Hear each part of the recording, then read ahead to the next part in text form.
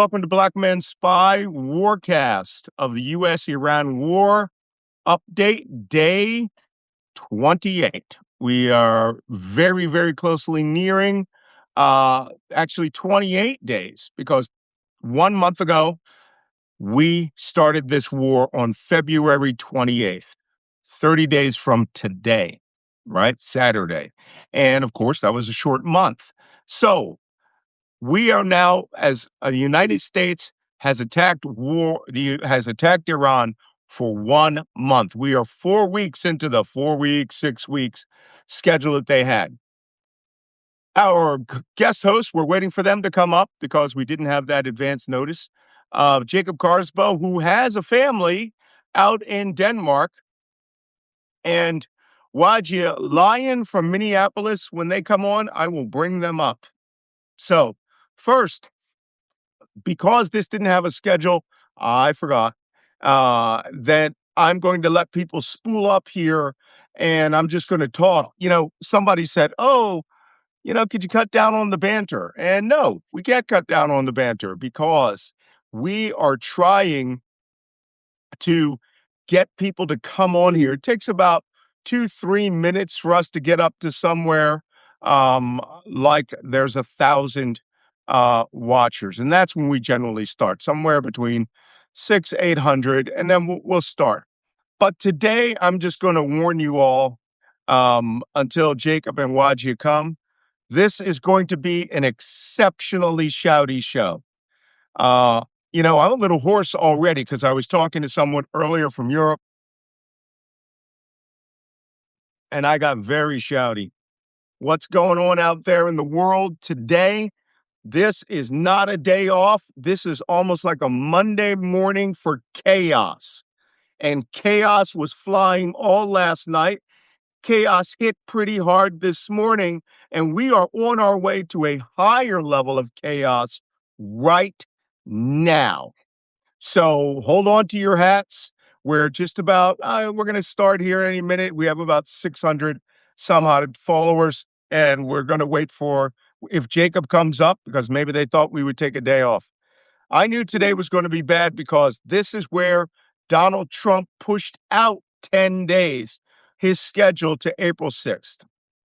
So just give me 1 second. My assistant is trying to get back up. So, but we knew something was going to happen after close of business yesterday. And the question was, who would actually initiate this? Is this going to be Donald Trump? Is it going to be some external factor? Things were looking very, very much like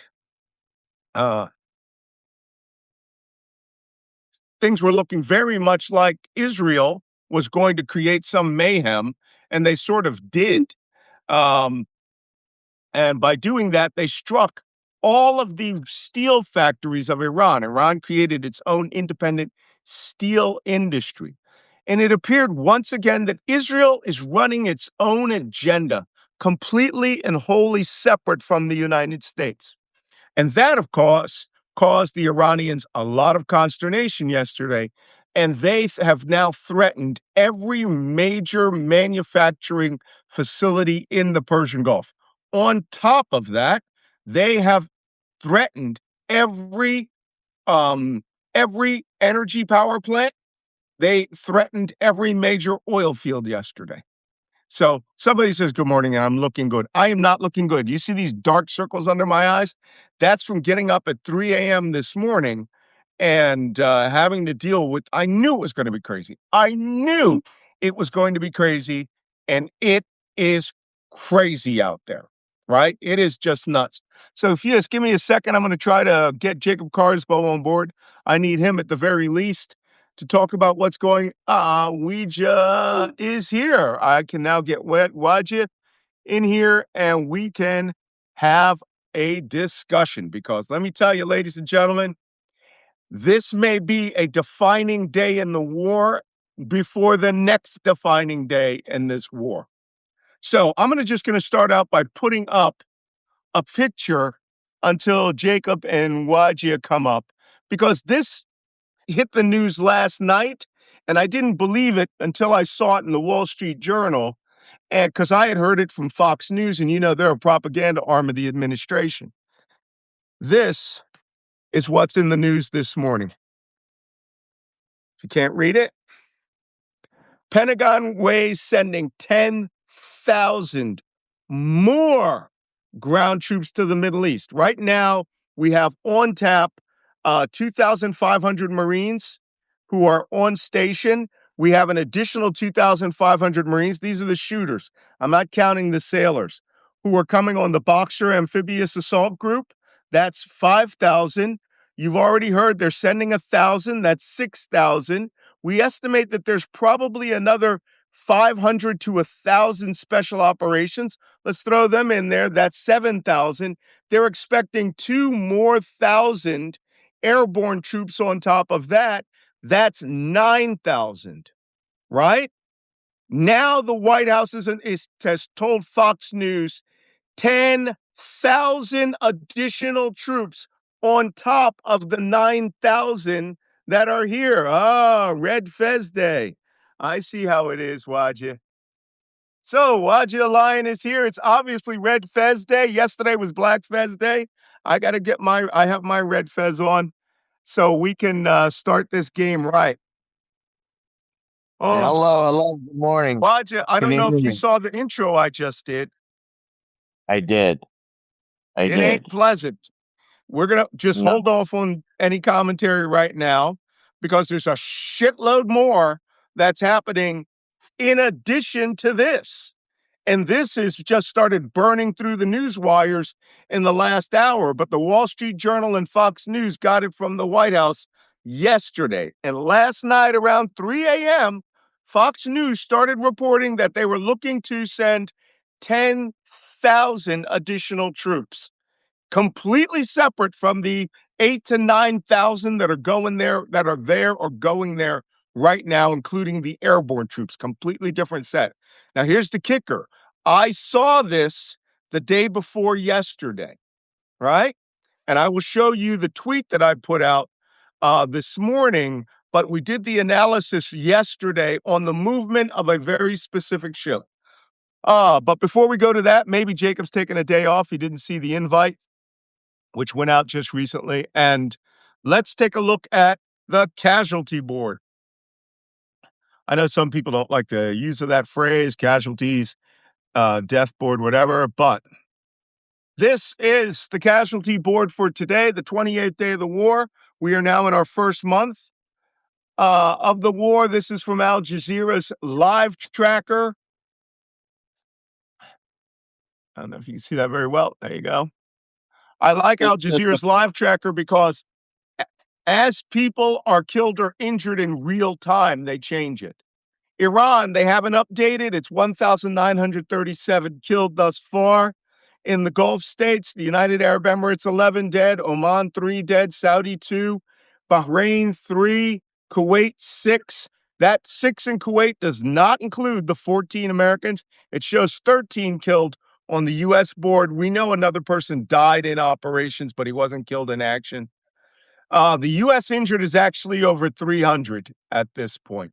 We have new information that a drone or ballistic missile strike struck Prince Sultan Air Base, PSAB, as we call That's it, right. and destroyed in-flight refueling aircraft and E-3 Sentry AWACS aircraft. And 12 U.S. service members are injured, 2 of them critically, which means burns That all went over their up. bodies because there was a massive fire. That Yes, just went up. It came 24. What, 24 wounded? Yeah. That just this morning, that's what I got. They just War's, said it went up this morning. war's moving too fast for us.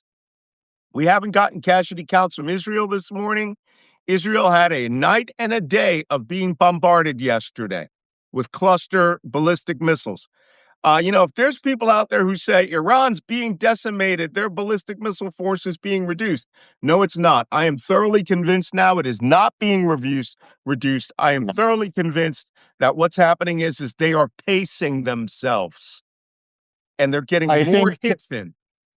the estimate they came up with, if the U.S. was correct about all the hits and their predictions of the infrastructure they hit of the Iranian military missile launchers and drone launchers, I think they just took 15% down of the total Iranian missile launchers, not 95%, like Pete Hegseth is Right. saying.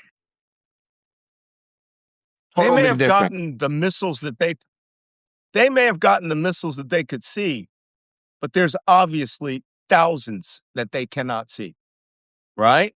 And that's one thing altogether.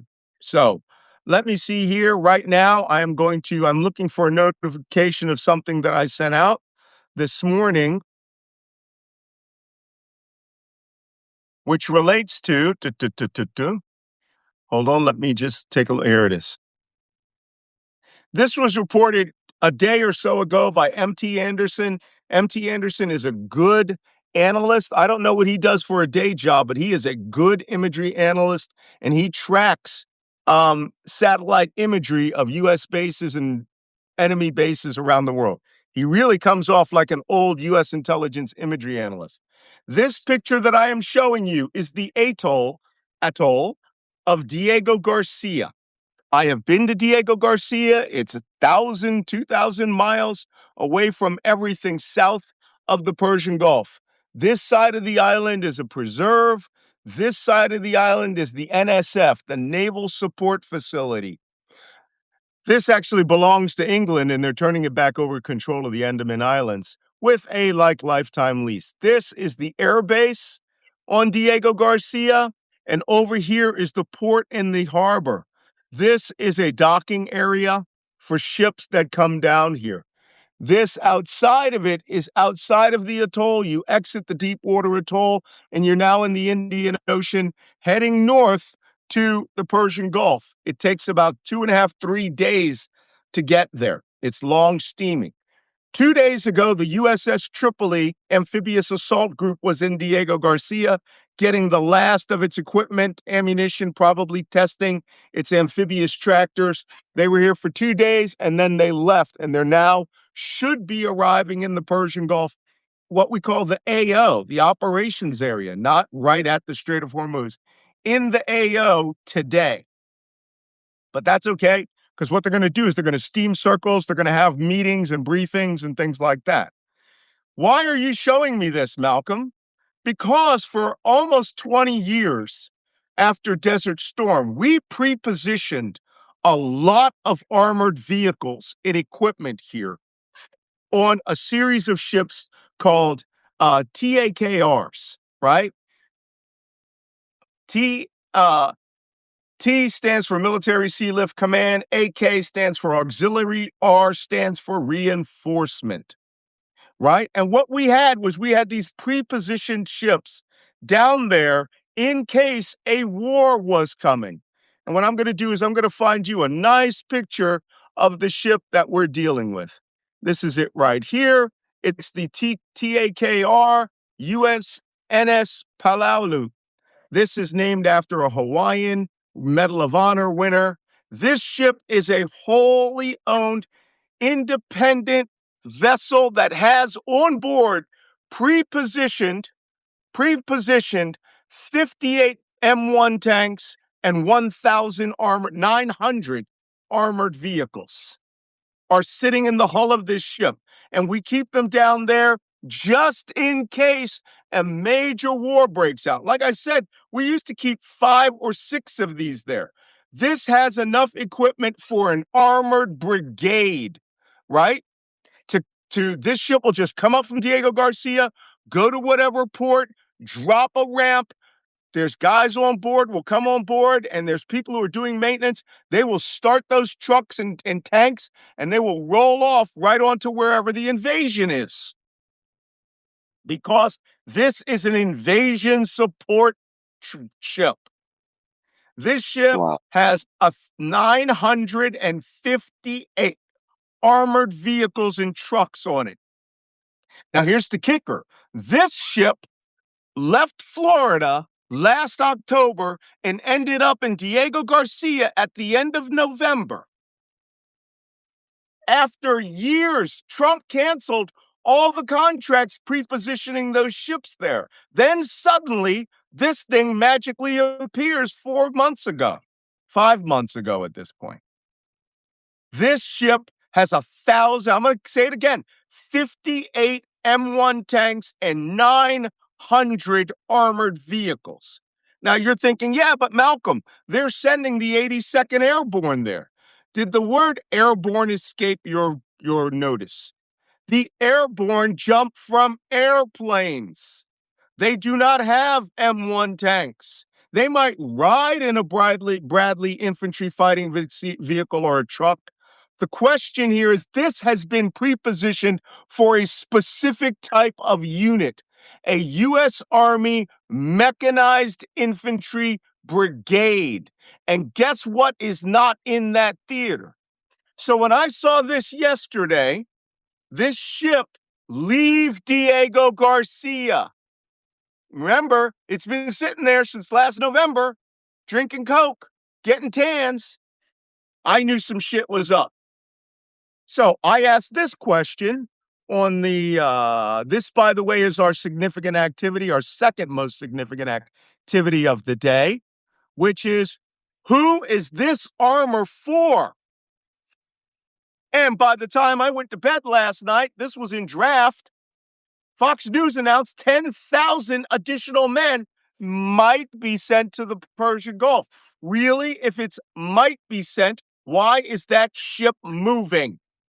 Right? Wajeeh. Is that in addition to the 10,000 troops I mentioned yesterday, or is that the 10,000 troops I mentioned yesterday? Different. This is not the Marines. This is not the Airborne. This is not the Special Forces. This is an additional 10,000 troops that aren't even been notified yet. But you know what they did? They notified that goddamn ship to leave Diego Garcia and probably head, I don't even know where it's going to fucking offload. What it could do is go with the amphibious task force. The problem is there's so much logistics that has to go into that ship. Here's what I wrote. I said, whatever's going on, it means there's going to be a long lead time for whatever brigade size unit needs to marry up with these vehicles. These are not for the 82nd Airborne. Fox News says Trump is planning another 10,000 men. These 1,000 vehicles need function checks, refueling, offloading from the ship, making sure they start, allocation to their units that need them. They also have to bring Bradley infantry fighting vehicle crews, APC crews, truck drivers, water purification, combat engineers, specific vehicle maintainers, and thousands of tons of ammunition. This spells out an invasion force, a small one, but it's offensive, not defensive. Just a correction, Malcolm. We did mention the 10,000 troops in yesterday's episode. I did. Yeah, we did. But what I'm seeing is that people, and I'm sure you could say something about that, even if they sent 20,000 troops, it's not going to be enough. People, I'm going to show y'all a map here in a minute, right? And this is a map of Desert Storm, of when Operation Iraqi Freedom. People, especially in the United States, have a real hard time understanding geography. When we invaded Iraq here, right, in 2003, this is a country of 25 million people, but technically we only fought 5 million. That 5 million are the Sunni Muslims living out in Western Iraq. We didn't fight the Shia, except at the beginning of the war. That's 20 million right off the books. We fought 5 million people. They killed 4,900 of us over 8 years, right? Iraq is 440,000 square kilometers. When we fought in Vietnam, this is South Vietnam. It had 16 million people in 1968. It was only 174,000 square kilometers. We lost 58,000 men. This is Iran. It has a population of 92 million. It is 1,650,000 square kilometers. In fact, do I have that map here? There it is. This little area right here around Hormuz, that's the size of Vietnam.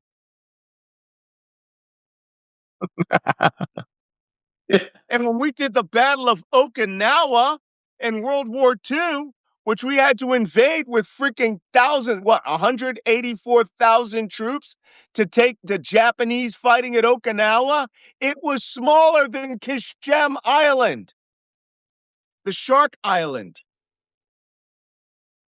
So I'm in a Yeah, bad mood today because what I yeah. see is we are about to embark on a different level of fuckery that I explained yesterday. Yesterday, it was only the Marines and the Airborne and a massive 500, maybe 1,000 man Special Forces task force. Nope. Now we're going to add another U.S. Army mechanized infantry brigade on top of that. And we know this shit's happening because their equipment silently left Diego Garcia. That equipment was preserved there for a Desert Storm level war. And again, Trump broke the contract keeping the other 4 ships there, but then he's quietly sent back this one last year when they were planning with Israel to attack Iran. So now it tells me we are going into something very different. Very different type of war is coming. A small offensive war. Wajeeh, help me out here. Here's I'm so and here's frustrated. what I am even frustrated as well, because if we thought that the terrains of Afghanistan were horrible on our soldiers and we were defeated so many times because of the guerrilla warfare, Afghanistan looks like going to Disneyland compared to Iran when it comes to its mountain terrain. Iran Right. has They so said it's much more. actually They said Afghanistan is like a flat beach with sand dunes compared to Iran's mountains. And it's Iran is a natural fortress by design. Iran is bigger than Afghanistan. Iran has so many bunkers built inside mountains that are at least 500 meters deep. That's more than 1,500 feet down each mountain. That means you have to take an elevator down 5 minutes until you reach your destination.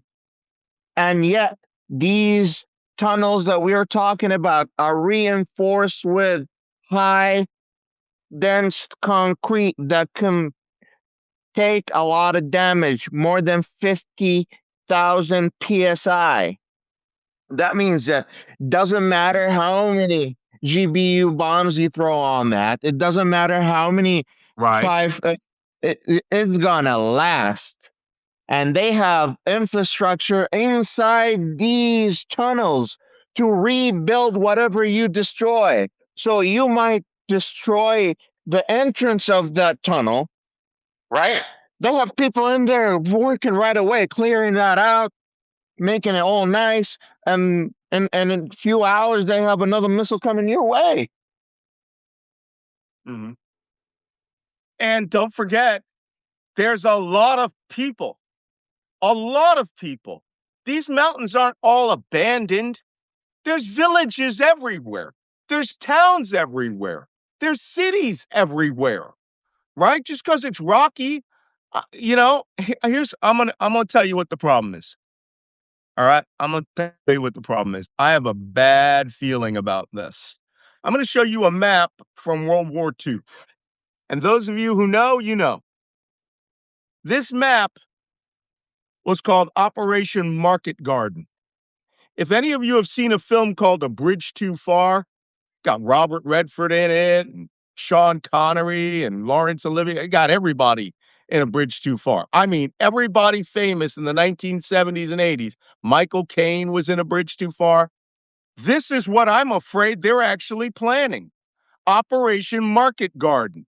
Operation Market Garden was a series of parachute jumps into several bridges. And the most important bridges were here at Arnhem and Nijmegen. This is a bridge here. All of these were bridges U.S. and British forces had to take. Their objective was to take those bridges, hold them. Why, Malcolm? Until a force of tanks would drive up, meet each one, and relieve them, right? And then the tanks would go on to the next bridge, relieve them. The tanks would go on to the next bridge and get to the Nijmegen Bridge, where they would be in Germany for the first time. This, by the way, is the Netherlands. Going to Germany. The two bridges that were the toughest nuts were Arnhem, Nijmegen. Why? Because the fucking tanks never made it up there. Wow. I'm having this image in my head. Let me scream a little. That they're planning Market Garden. They land the airborne troops in Iran, and this armored force, in about a month, punches through and meets up with them to do what? Take out the nuclear materials? There is no reason. There is no terrain in the Gulf right now where that armor can operate. We don't have the landing craft to land them. Those vehicles are like vehicles on a car transporter that is bringing new cars to a dealership. They are not ready to be sold.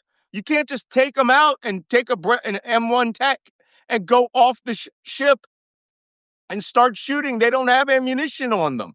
They don't have crews on them, which means we got to go to some port and offload this. And whatever port we offload this is, they're going to get their asses bombarded. And right now, with the second most significant act, the opportunity of bringing them to Western Saudi Arabia is out the window. So are they planning on forcing this giant ship, along with the amphibious transports and the surface-to-air missile destroyers, to force their way into the Persian Gulf? Then go to Bahrain or Qatar and marry those ships up, probably Kuwait, which is where we schedule all this stuff to go, and to put 10,000 soldiers on them? Okay, let's assume we do that. Where the hell are they going to go if they're in Kuwait? There's no amphibious ships that can move them. The vehicles that would move them are called LCUs or LCACs. I showed you an LCAC the other day. Hey, you guys, sorry I'm going on a rant because I woke up this morning realizing we may be headed towards a bigger military disaster than even I thought about. Somebody out there is thinking about invading Iran on a large scale, a medium scale, let's call it. Okay? Where's my LCACs at? The vehicles that are needed to move tanks are not in the Persian Gulf. They're not there. There's two of them on the amphibious assault group, but they have to move all the logistics, right?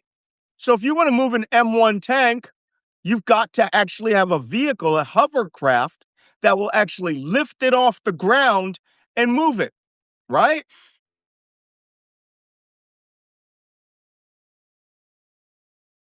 And here's the pretty picture of the LCACs, right? Fly. These things fly. The LCAC, LCAC. That's not correct. LCAC M1 tank. The Marines had M1 tanks forever, right? And I'm going to show you what is not in the Persian Gulf. We got two of them, and the Marines need them. They can't just go out and just borrow them. These things are huge. They can't even be flown on airplanes. They have to be bought in on giant ass ships. And those ships are not in the Persian Gulf right now. They're not anywhere. This hovercraft is this flying ship, tank transporter that flies on air. That's why it's a hovercraft called the LCAC, LCAC. And right now we got two in the Persian Gulf. And when the Boxer gets there, we'll have four. The war they're talking about would need 20 or 30 of these. And that's like Here's everything we have in our whole inventory. That's what they're bringing M1 tanks. But guess what? We don't have anything to move any of that. So what is this armor coming up to the Persian Gulf for? There's only one way to put it, folks. They're going to go through Kuwait. And I've seen that war before. That war was called the Iran-Iraq War. That's how the Iran-Iraq War started. They went from Al-Fal Peninsula in the south to Khorram Shah to Bandar Khamenei, and they walked smack into a 3,000-foot steep mountain. Because there's no place in the Gulf, definitely not Karg Island. Karg Island's the size of a gas station, right? The Marines have all the equipment they need for Karg Island, Larak Island, Hormuz Island. They have the equipment, but they don't have enough. And they won't have enough for another 3 weeks. So someone explain to me what the fuck all that armor is for. We're going to offload it. Pakistan? Oman? None of that stuff's going to be offloaded to be used. I Somebody don't think explain this to me. Pakistan would want to allow. I don't think Pakistan would allow the United States That's to a upload. joke. That's a joke. Okay, man. Or just winging it here. The problem is, remember, those vehicles are like on a car transporter. They're empty. No weapons, no machine guns, no bullets. They have the cannons. They don't have any of the stuff that makes an M1 tank fight. And most importantly, they don't have the 4-man crew. Somebody says, don't stop ranting. Trust me, this is just the introduction today. This is part one of the significant activities. So somebody, you guys, give me your best guess out there, because the only guess I can think of right now is they are planning Operation Market Garden. They are planning to jump into Iran and have a fucking armor convoy tear ass through Kuwait, start fighting the Iranians as they cross the border, go up into the mountains, and link up with the airborne forces. That's all I can come up with. Because there's no land, even if they were to take Jask, right? Which is a port in the Indian Ocean. Those trucks and armored vehicles have no manpower, no equipment, no weapons. So you could offload it, Jask, but who would be driving them off? Where are these 10,000 soldiers going to land, put their backpacks, and how are they going to get from Kuwait or Saudi Arabia over to that ship to do systems checks? They can't. And here's what. Go on, Wajeeh, help me out, bro. I'm trying to. The way I'm thinking about this is the Gulf nations. The rain's going to hurt. It already does. Saudi Arabia could have easily demanded the United States to be like, "What, you leaving us high and dry?" The same thing with the Kuwaitis and the Emiratis, and the United States is having themselves like finding themselves to be like, okay, we got to send them at least some troops to help them manage the technology that we sold them or give them extra expertise. That's the only thing I could come up with. Like these soldiers are, if they're not going to be deployed to the front lines, they're going to be sent to Saudi Arabia and the UAE and do what? To sit and look pretty on a brigade's worth of 900 vehicles for a mechanized infantry brigade? That's what they're going to do? Just go there and go to the freaking Coast of Coffee? You are talking about Trump, the only president that demanded a military parade in the United States. So you are talking about like an image person. So I could definitely see them either like sitting up as props. Like the US military is a prop for the US government, for Trump. Let me show y'all something. All right.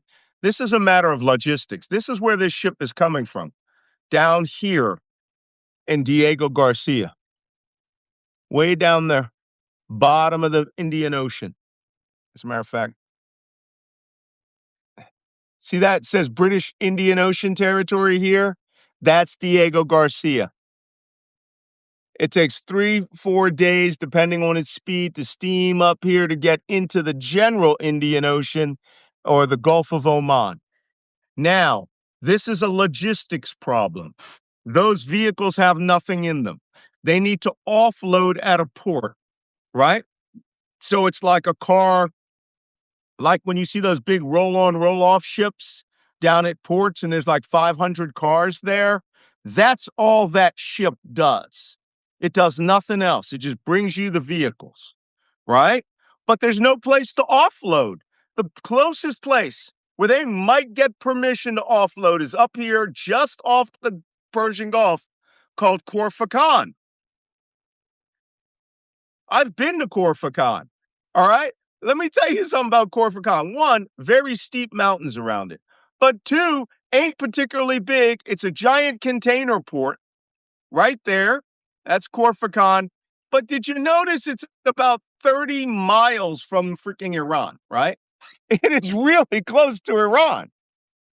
Are you going to really want to bring that giant ship up there and offload 1,000 vehicles that are going to all sit in a car park? And then what are you going to do? You're going to fly 10,000 troops to Dubai International or Sheikh Khalifa International, or was it Sheikh Maktoum International, and then have them go over by what? School buses?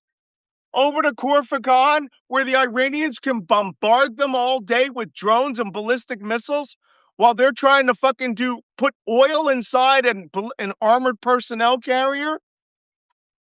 And if you said, well, no, Malcolm, they'll go to Kuwait. Well, there's that little problem of getting through the Strait of Hormuz alive. Let's say that ship Meanwhile, goes there. Russia is giving real-time satellite imagery to Iran for all these like precise hits.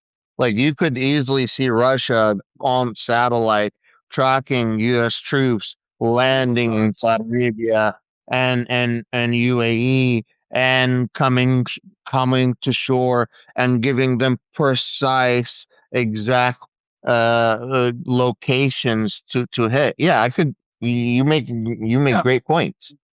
The thing I'm just trying to explain to people here, if that ship's moving and they're going to marry up with 10,000 men, where are they going? You can't get through here. If you get through here, you know what would be the worst thing in American history? Having that ship hit by 2 or 3 ballistic missiles, 3 or 4 drones, having it burning it on fire with 1,000 armored vehicles. Oh, yeah, that part. So if we're going to fight our way into the Gulf, it's going to be a massive task force. Missiles will be goddamn flying everywhere, and you don't know if there's mines all over the place. Because if I were the Iranians, I'd make that shit a spectacle. A spectacle, right?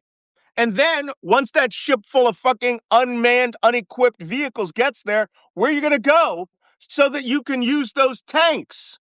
We can't go to Qatar because there's all this water. UAE, all this water. Bahrain, shitloads of water. Kuwait, right up here. See that? Right below Basra, that's Bouian Island. We talked about that yesterday. We're going to talk about it again today. That's Khorramshahr. That's Iran. That's the closest place you can get to Iran with tanks. Because don't forget, because you got to land them in Kuwait at Port Al-Shuaibah down here. Then all those soldiers who fly in can take command of the tanks, get the machine guns on, ammunition, fuel. But you know what's going to be happening if the Iranians see that, right? It'll be ballistic missile city.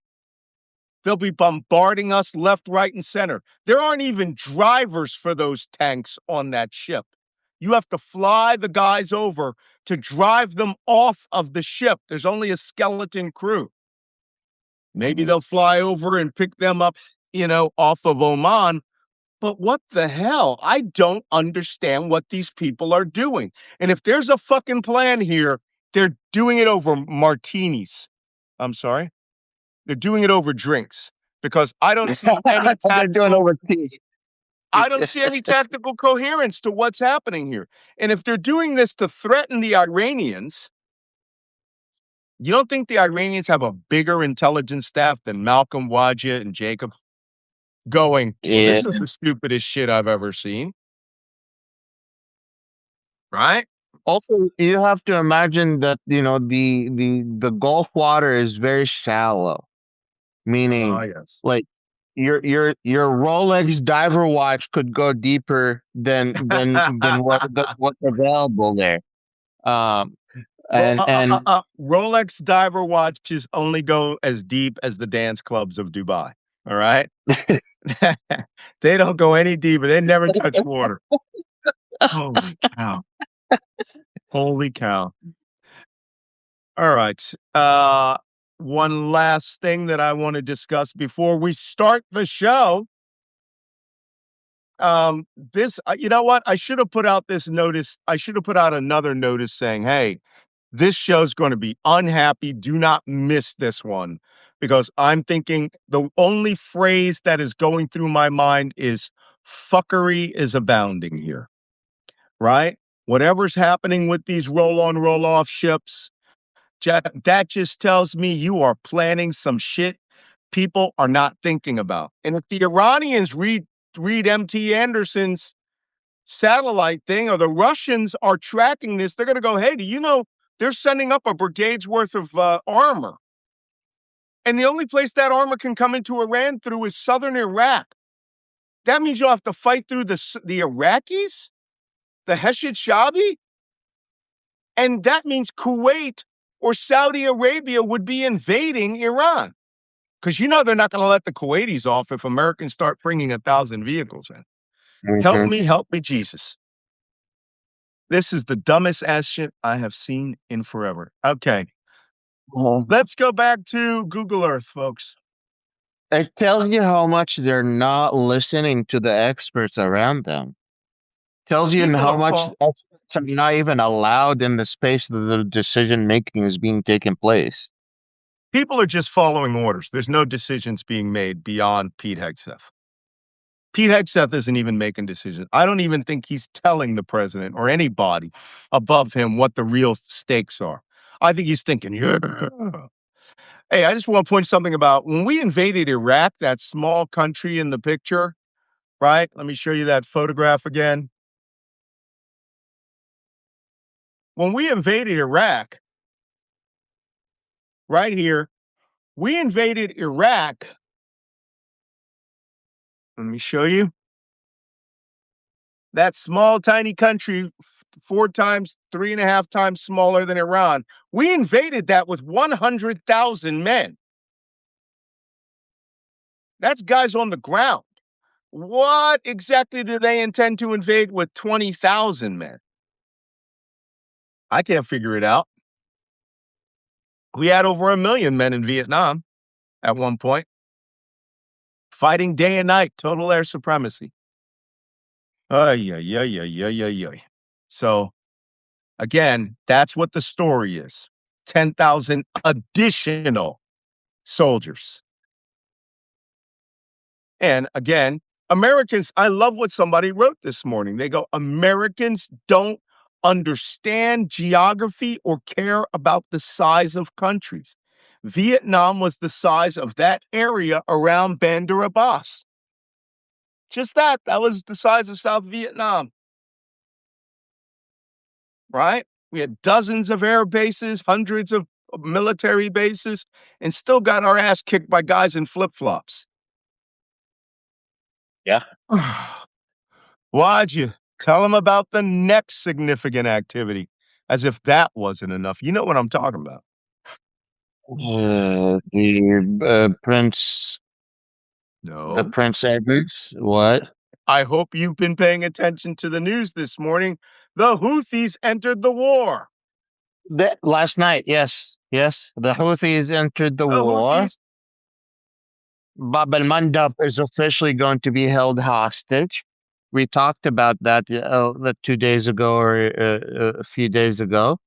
That Uh-huh. the second um, very important nerve for the rest of the world economy is Bab al Mandab, because you have the Suez Canal that doesn't only have oil flowing through it or natural gas, it has a lot of the food basket of the world floating through it. So, without that, the world does not have access to Egyptian food production. Well, you're not gonna have your strawberries in your American in your American Walmart. You're not going to have the cucumbers that you like. You're not your basic fruits and vegetables that you use in your kitchen and you get from Egypt is gonna be cut off. And once that's cut off, you're gonna have more expensive food in the United States. Once you have more expensive food, we're already facing a world recession. Yep. So on the map, right now, the Strait of Hormuz is closed. So other ships have been coming up, going down here and crossing the Bab el Mandab waterway in the south next to Houthi, right? And then going up to Yanbu, picking up Saudi crude, going through the Suez Canal or coming back through the Bab el Mandab. Last night, the Houthis launched a barrage of ballistic missiles on Israel and announced that they were now entering the war on the side of their Iranian brothers, which means now they haven't closed the Bab el Mandab, but it's only been a few hours. They could start carrying out attacks on the Bab el Mandab waterway, which will cut off everything to Europe, and from Europe to Asia, and everything will have to go around to South Africa now. Let's go to the big board. Let me show it to you on Google Earth. God, this thing, why is it just so screwy this morning? Here we are. Here is the world. Most goods come through the Suez Canal, past the Bab el Mandab waterway, go out to Asia about their business. Or Asia, oil tankers come up, come to the Strait of Hormuz, get their oil, go back, go about their business. That's closed off. Now they're going over here through the Bab el Mandab to Saudi Arabia to Yanbu, get their oil, turn around, go back. If the Houthis start attacking ships today, that will be cut off. And That's right. all global trade will be held hostage, and we will have to go this way.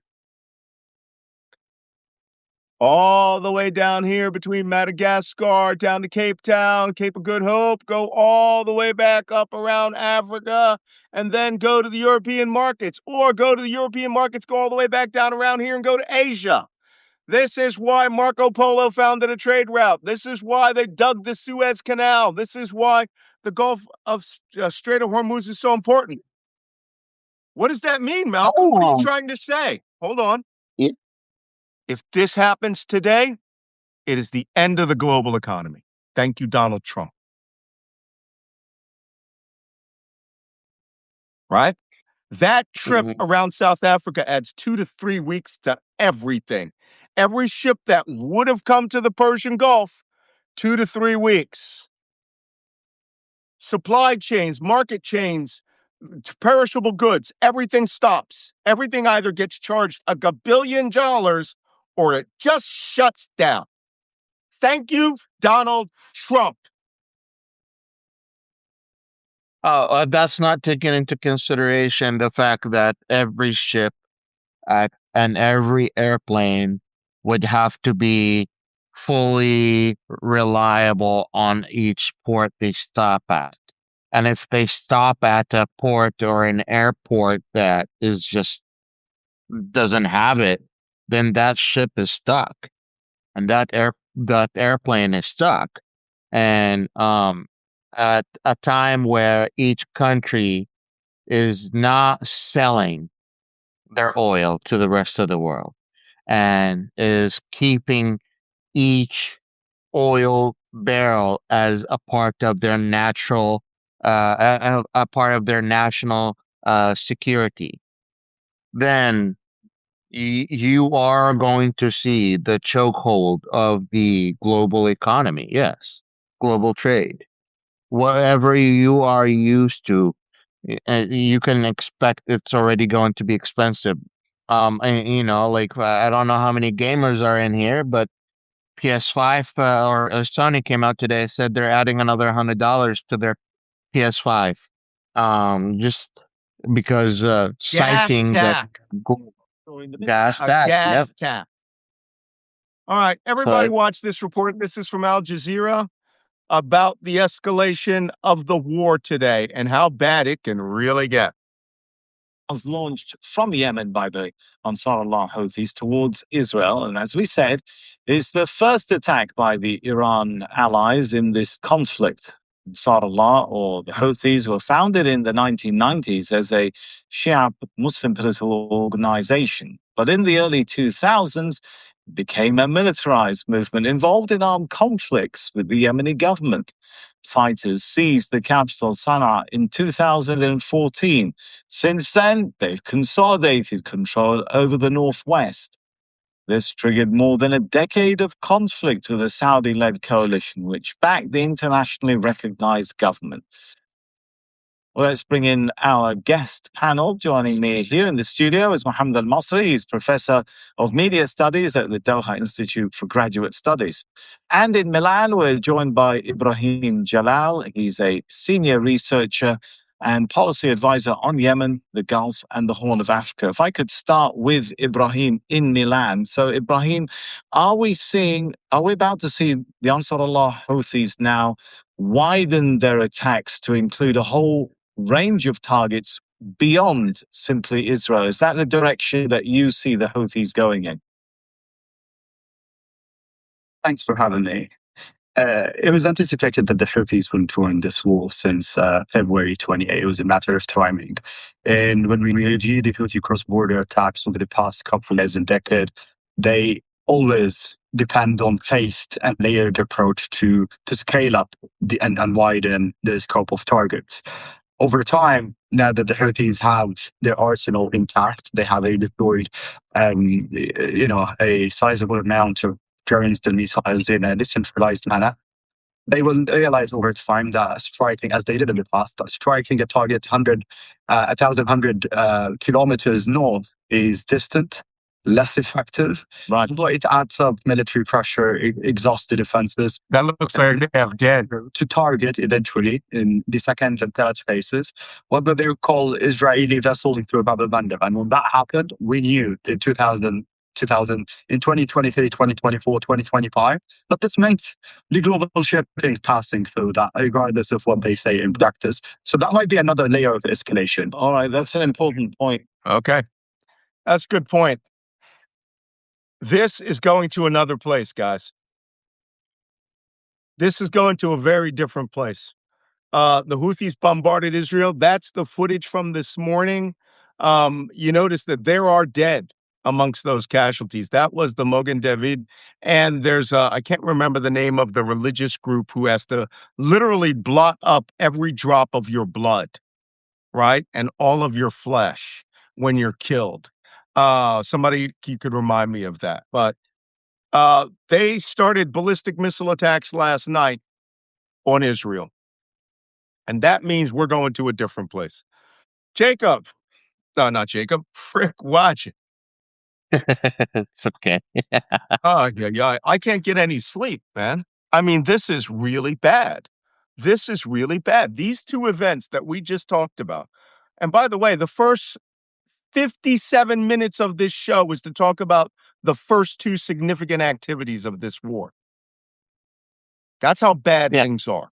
We're going to have to go an hour and a half because this is bad, the things that are happening there. What do I mean, we could be planning we are clearly planning a big ground invasion, but the numbers aren't big enough to really be real, and I don't know who they're talking to. I think, Trump understands that he is looking for what I feel like is like Trump is looking for a way out, but also wants to have the legacy of I'm the one that took down the whole Iranian IRGC down. And if that's the case, then he's talking to Netanyahu because Netanyahu is the only one that's really talking like that. Yeah.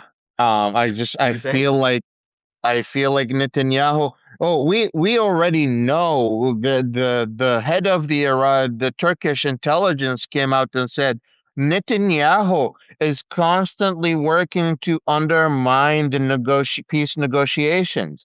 Netanyahu is actively working and making sure that the peace negotiations don't go through, and he can keep going in this war. So I definitely feel like Trump has associated himself with something that unfortunately he cannot pull out of at this point. And in the same time, Netanyahu could have not done any of what he's doing without Trump. Yeah. Yeah. Well, yesterday, okay, let's go on to the regular news because we've got a few of them. I'm going to show you a few videos and hopefully we can reach some sanity. I'm still waiting for attacks to start in the Red Sea.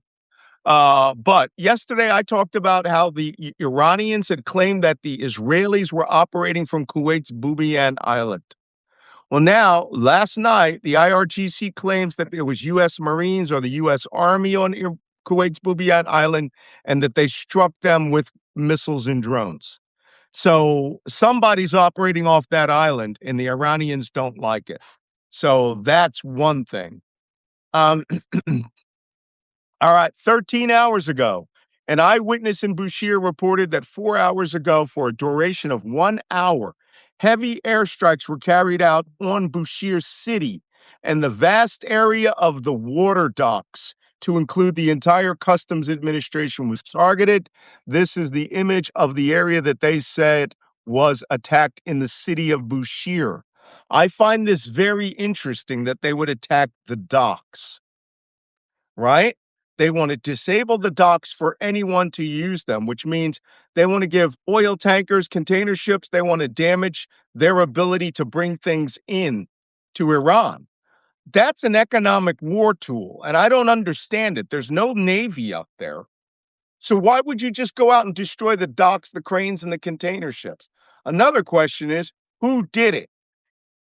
Right? You don't see us saying we did it. This is a sort of Israeli thing where apparently Israel's strategy is destroy Iran's ability to feed itself, to power itself, to exist as a society. What do you think? Yeah, that's exactly what I was saying just a minute ago. That Netanyahu is hindering uh, all peace treaties. He's interested in actually destroying the economy of Iran.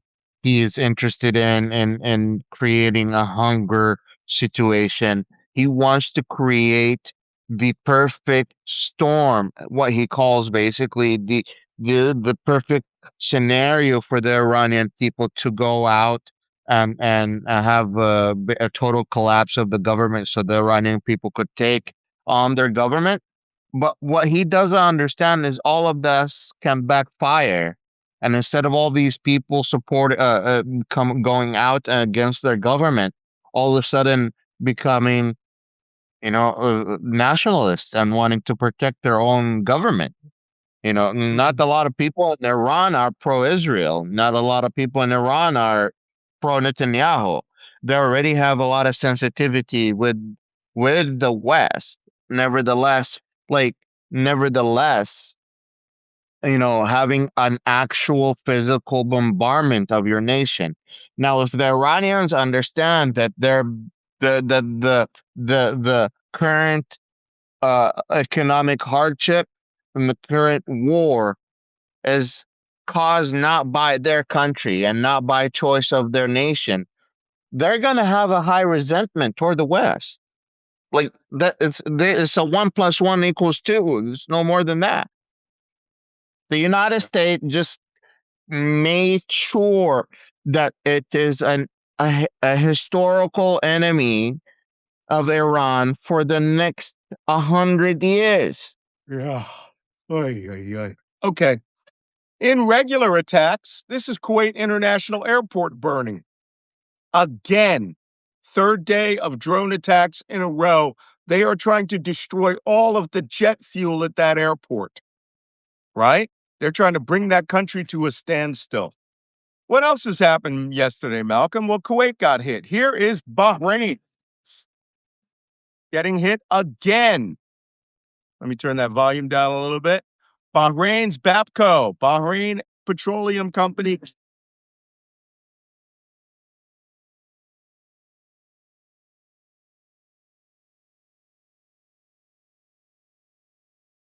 I don't think you see that very clear. The next one's better.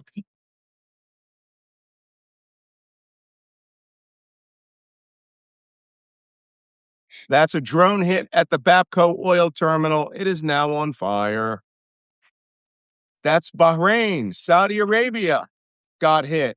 As a matter of fact, Saudi Arabia got hit and it destroyed or damaged maybe 3 to 5 U.S. Air Force aircraft. Wounded now, as you said, 24 airmen who were there. 2 of the aircraft were our airborne early warning aircraft. 2 other of the aircraft were the extremely rare EC-130 Compass Call aircraft. What's a Compass Call aircraft? It's a C-130 that has such powerful electronics, it can take control of your television channels and broadcast its own activities there, right? This is it right here. That is an EC-130 Compass Call, both damaged. Because when an airplane blows up on the flight line because a ballistic missile hits it, it tends to set fire to other airplanes, right? So at least 3 KC-135 tankers, 2 EC-130 Compass Call, and 2 E-3 Sentry airborne early warning aircraft. Considering we only have 25 of those, 2 of those is significant. And we now have 0 of these. Good job, guys. And here's a pretty picture of it burning on the right, and all the ones in yellow are damaged. Yeah, I think it's just great. We just leave that stuff out in the open. There was an additional F-14, F-15 that landed in a Saudi military F-16. airport. F-16? Yeah. Yeah. That was Yeah, I briefed on damaged. this yesterday. It was damaged, but it flew all the way across Iran, all the way across the Persian Gulf, and landed in a Saudi base. So it couldn't have been that bad. Very impressive. Here's Bahrain bopping off trying to shoot down ballistic missiles. I'm sorry, there's a lot of light in the room. I'm going to have to change the curtains. But you'll know it when you see the missile hit. That's those white lights there coming on in the middle of the night. And when it hits, well, let's just say it's fireball.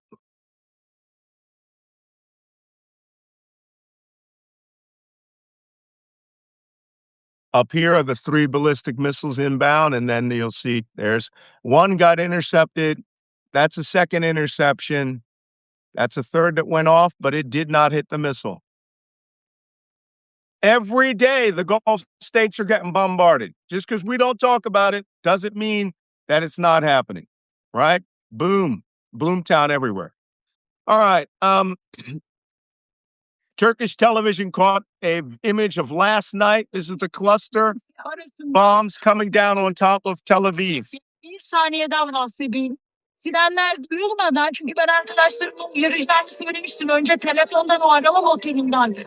Riskli bölgedesiniz uyarısı geldi. Sonrasında bir siren sesi çalana kadar bekleyin dedik arkadaşlara. Belki de olmaz dedik. Ama siren sesi çalmadı. Ve bir kez daha söyleyeyim. Hard to see. Anyway, but that hearing of all the air raids, been to Israel when the air raids went off. That's what it sounds like Kiev, where I spent. All right. Wajeeh, do you have anything else to add before I go to the one funny thing so that we can have the feeling that the world is not completely on fire?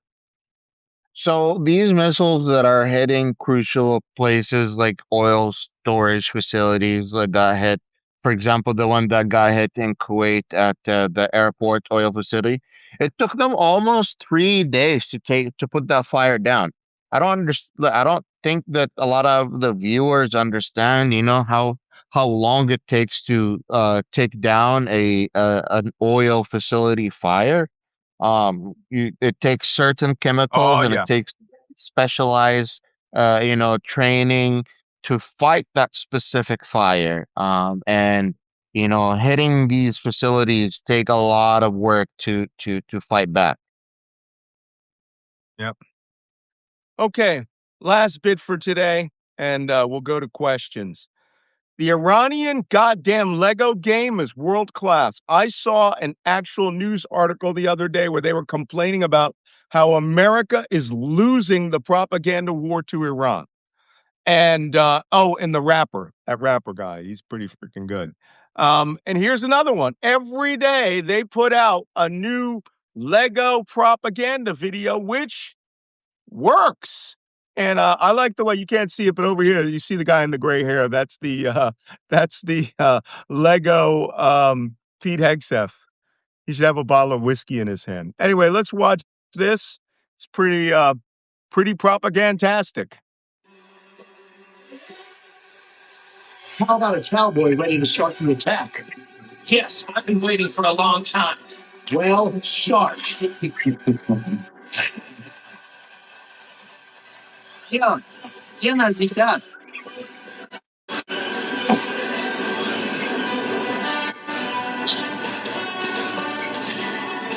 Oh.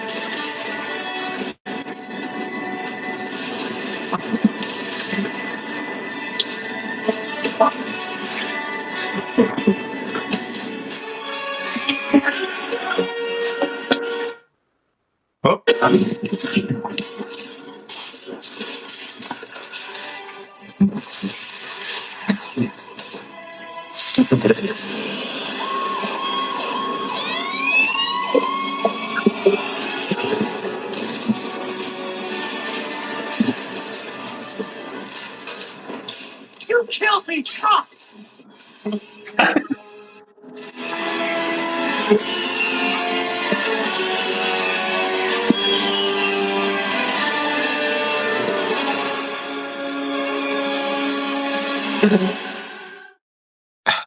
First off, we know that's bullshit because Trump wouldn't cry. But these Iranians are putting out a video like this every day, and they are viral, right? That one is one of the newer other ones. I saw the one, it had like over 1 million views on X, which, they suppress this stuff on X. I don't know what we're doing wrong, but we're doing a lot wrong. All right. And we are clearly not interested in engaging or counter-engaging their narrative. These guys are cheerleading on Fox News and they think they're winning the war. I got to tell you, not going to lie, we ain't winning the war. Right now, we're just seeing it spiral up. Wajeeh, take us out of here and I'll answer questions unless there's questions for you. Again, I wrote, if you want to have an insight into the Iranian soldier mindset, I have written an article specifically about that. I'm happy to retweet it or re-substack it. It's still free to read. I strongly, if you want to have a good understanding why the Iranians are not viewing themselves as they're losing, and they're seeing themselves as accomplishing one of their best missions in life. This is for it. So you should go out and read that. I strongly recommend you to do that. Oh, you just reminded me. Yesterday I did a tweet. People were asking me about why don't the Iranians surrender? Right. And so I put a tweet up on, was it a tweet? A tweet on Twitter. And one of the things that I found was an eyewitness testimony from the Iran-Iraq war about what were known as Ahmadinejad's demons. These were the children that were sent in the Iran-Iraq war. This is a photograph of a child soldier in the Iran-Iraq war. Boys, children as young as 9 were put into the war and were sent out to essentially be suicide bombers. So don't think that these guys don't have motivation. They have motivation. I want to just read this thing for you. I just got to find it. But it's about Ya Allah, Ahmadinejad's babies. Let me see if I can find it on X. But as you were saying about the mindset, they don't mind dying. Oh, this is another thing. Did you tell the viewers about the Latmiyas yet? No. Oh, but I did, by the way, find out they identified who the negotiators were for the Iranian U.S. negotiations talk. Remember how they couldn't figure out who the person negotiating was? They found that negotiator, and Trump met him and had his picture taken with him.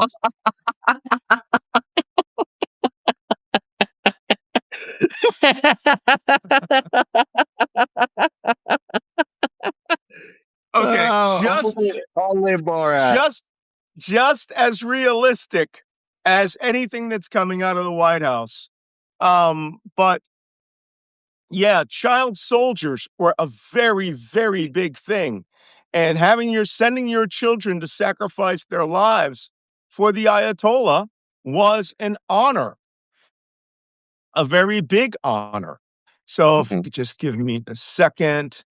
But like you said, they want to die, right? Especially that it is their homeland. It's their holy land. They view themselves as fighting next to the Imam al-Hussein. That Imam al-Hussein died while he was fighting for against tyranny. They see themselves fighting against tyranny, and the fact that they see themselves fighting against tyranny only makes it more part of their mission. Okay. I'm going to read this to you because some of you might not be able to read. This comes from a German report that reporters analyzed during the Iran-Iraq war. It said, military expertise was on Iraq's side, but manpower was on Iran's side. Only Iraqi minefields impeded the passage of Iranian soldiers. Khomeini's army tried all kinds of animals to detonate the mines and allow soldiers to pass. But all the animals fled at the sight of someone else's explosion. This meant Khomeini carried out a plan only available to fundamentalist regimes. He imported 500,000 plastic keys from Taiwan, and they were given to children who were part of the Basji. The children hung them around their necks and were told that the keys they were holding were keys that would allow them to enter paradise. The children occupied the front lines of fire and were ordered to march in formation through the minefields while chanting songs related to the Battle of Karbala, in which one of the most important Shia martyrs had been tortured and killed. And I've met Iraqis that have seen this. I've been down on the Al-Faw Peninsula where this occurred. It took them years to clear the minefields. There's still millions of mines down there. But this whole thing, kids would wrap themselves in sheets so that their body parts would stay together, right? Most of their body parts, and they could be buried right away. They had a key and they had a scarf on their head that said, Ya Hussein. And this is one of the children. You can see he has this Ayatollah Khomeini picture that's pinned to his chest. He apparently got wounded and the soldiers took pity on him and tried to evacuate him. This is who we're fighting, okay, or who we think we're going to fight. And I think a lot of people have this impression in their mind that we can just beat them. You know, they'll run away in a firefight. They didn't run away in Iraq. It's home field advantage. Here's what I wrote. Iran will not surrender. It's cultural and religious. There is no real pressure they couldn't withstand. Even with a nuke, our standards of defeat do not apply here. See the Iran-Iraq war below. What do you think, Wajeeh? You agree? Yeah, I agree 100%. Having you read the front lines of the Iraq-Iran war is very devastating. That was not too long ago. That was 30, 40 years ago. And that war took 10 years.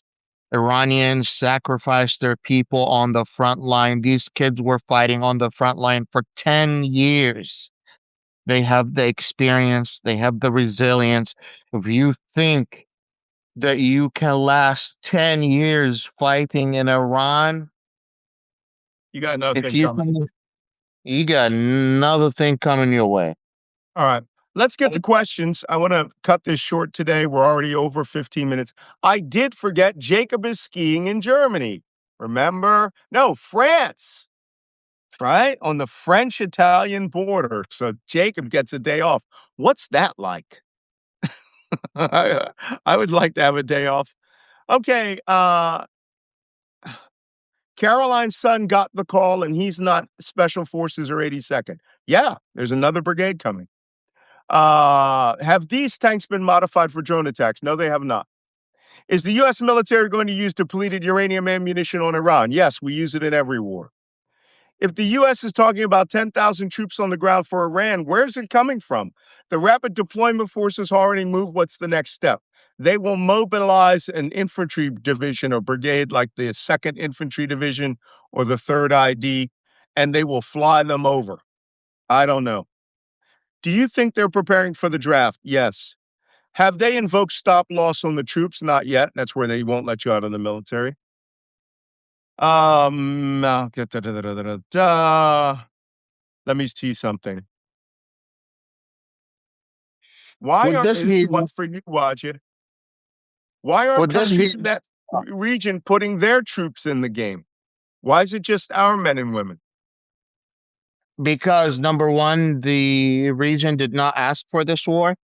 Number two, they were not given a heads up about it. So even if there were one or two countries that were talking in the background to Trump about maybe going with this war, they were not giving any heads up about how this war is going to start when it would start. Number three, they are way more sensitive about losing their own citizens than the Americans.